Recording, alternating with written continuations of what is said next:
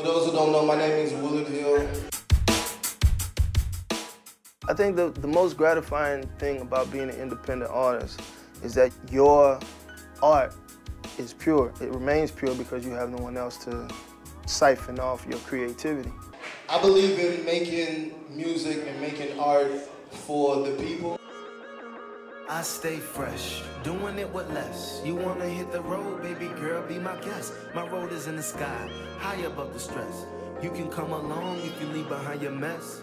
And we can dance in the moon on the I'm a self-taught musician. I studied jazz at Howard University. And, you know, I have members of my family, my mother, my father, my grandmother, and grandfather who all picked up an instrument at some point, or they sang, or whatever. And studying jazz gave me a kind of foundation to discover my own creativity.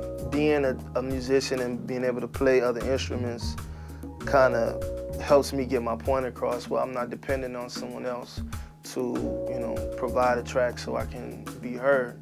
I think a lot of times in the music industry, people don't understand that first it's a business, and you have to look at yourself and your music as a product. If you run out of stock in any business, you go out of business because you can't sell. You have to look at it the same way.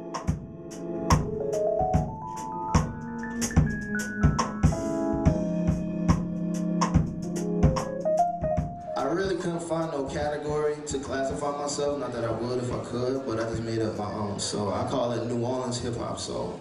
Being from New Orleans is inspirational in the sense that you learn how not to be pigeonholed. You learn to be original, because there's so many great musicians, there's so many great artists and rappers and just creative people that the only way that you can feel a part of the community or stand out is that you have to be original and come with your own flavor. So everybody from a Louis Armstrong to a Lil Wayne to now, you know, you have someone like a August Alsina or, you know, anybody else, myself included, you know, we just trying to find our own lane, make our own voice stand out in the crowd. When I sit down behind the keyboard or I'm producing or I'm writing, I'm not only thinking about, you know, downtown New Orleans, I'm thinking about the whole world and how I could connect with people across the world.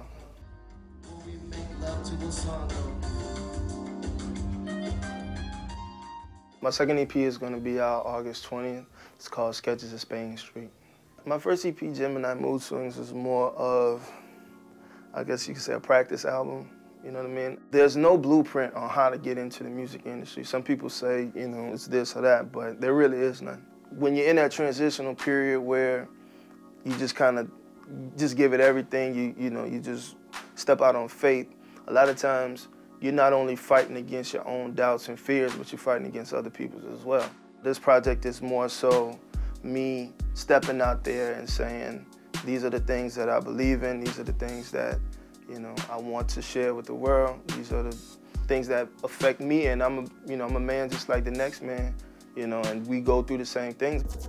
I think what's next for me is that I'm just gonna continue to grow as an artist and as a human being, you know, as a man. I think in today's world, we get defined by other people so much that it's hard. Like, most of us are screaming to be identified as how we see ourselves, whether that be, you know, me as a black man or someone else's gender identity or whatever, you know. We all need that.